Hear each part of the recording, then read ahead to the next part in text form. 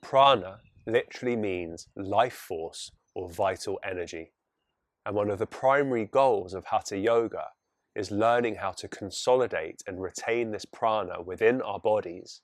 And as a result of that, ceasing the ability of our mind to continually wander outwards and get distracted in the world. When we consolidate our attention inwards, we consolidate our prana inwards, and this gives us the vital energy to continue this journey so that we can come to know ourselves more fully and more deeply.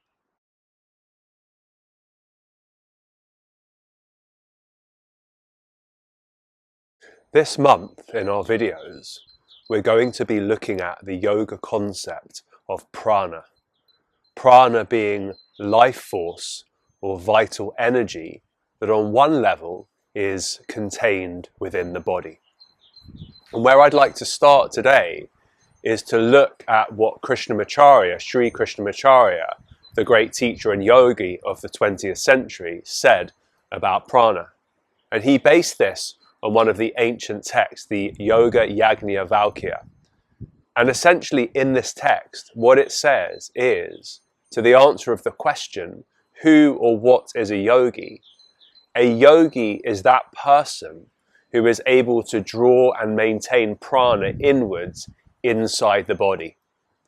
The opposite, therefore, means that someone who is not a yogi is one that allows their prana to dissipate and to be drawn outside the body. So to go a little bit deeper into this, when you look back at the ancient Upanishadic texts, what we find out is that actually prana is almost like a near relative or cousin of consciousness or the divine itself. And we're basically told in the various Upanishads that when the divine presence or Atman, or as is known in the Yoga Sutras, when the Purusha or awareness enters the body, paired or as part of that presence is this arrival of prana and life force. And we're told through these ancient texts that actually prana is the ultimate energy in the body.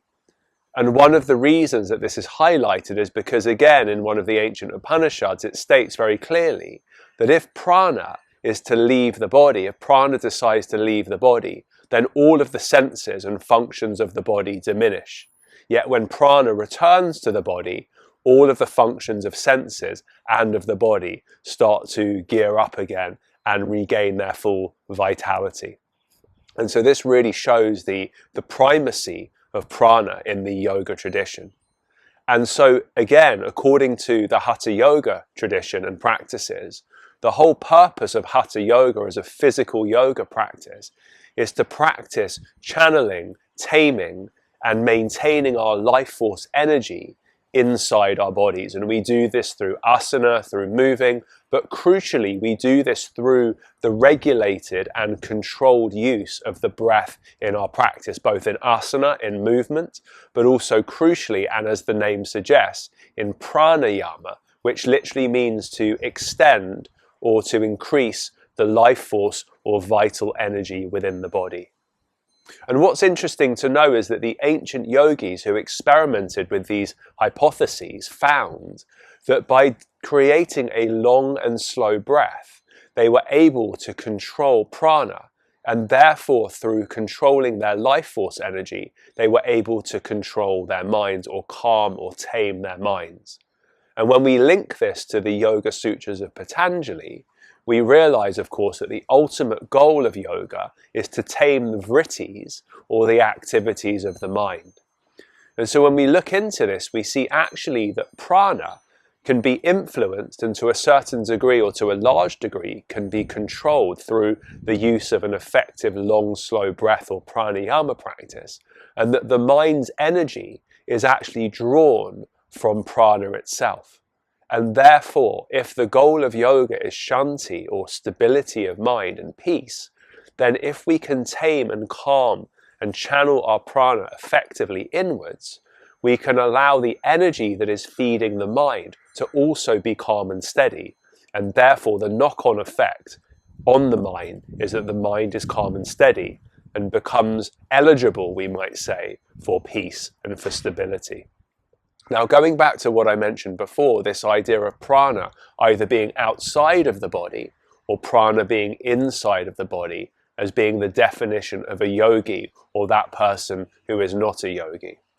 And what's interesting about this is if we consider the following phrase, just this idea that the attention goes in a certain direction and our energy flows in that direction. So where our attention goes, our energy flows. And if you think about yoga as being a process of drawing ourselves inwards, almost like peeling the layers of an onion, and between or beneath each layer we get to a deeper and deeper place within ourselves, we can understand that yoga as an energy or as a practice which draws us inwards is actually a practice of drawing our attention within the body, and therefore the energy following that attention and being maintained and sustained within the body. And that is why Krishnamacharya talks as a yogi about a yogi as being one who can maintain and retain the energy of prana in their body. Conversely, however, if our energy moves outwards because our attention flows outwards, which, let's face it, in modern times, that's pretty much the only place that our energy goes. Our mind follows the senses, our senses follow the sense objects out into the world. And we mistakenly believe that by acquisition of these external objects or by attachment to these external objects, we can find long-term pleasure or peace. And as a result of that, our mind gets hooked into a pattern of dissipating its energy to the external.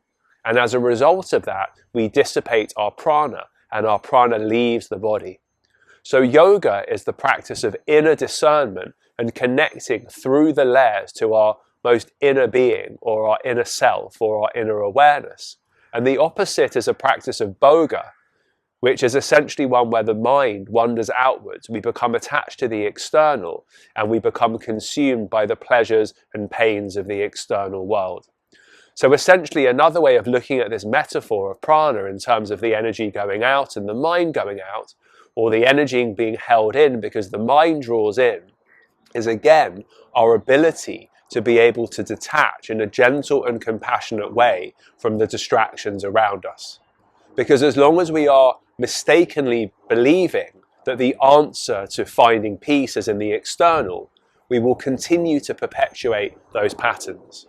And in this sense, as in many other senses, the metaphor or the idea or the concept of prana is incredibly useful because it gives us something to focus on that is internal, that we can help to gradually stoke and build, that we can gradually help to solidify and consolidate within our body.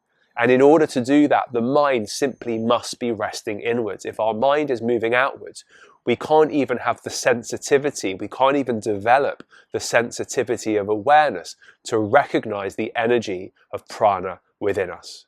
So my final point today also is that the practice of Hatha Yoga is the ability to develop what is called a more powerful and effective form of interoception, which is the ability to notice things going on within the body, not just externally. And so as we develop our powers of interoception through cleansing the mind, through cleansing the senses, and through practicing this inner gaze, of which essentially yoga is, as we do that, we begin to notice more and more subtle realms of existence within our body. And one of those areas and one of those koshas or layers is prana, is the life force energy. So the practice of Hatha Yoga, the practice of yoga, is to bring our attention inwards so that we can actually connect to and unify with this prana. And through perhaps the asanas and through pranayama, help to clear the blockages in the body which stop the free flow of that electricity current, that vibrant energy through our bodies. And so finally, when our body is in balance, when our breath is in balance, our prana flows through the nadis freely, and therefore there is inner balance. And therefore, due to that inner balance, we have mental balance, mental stillness, and the ability to attain long-lasting, stable peace in this lifetime. So as always, I hope you found this video useful, and I look forward to seeing you again very soon. Thank you.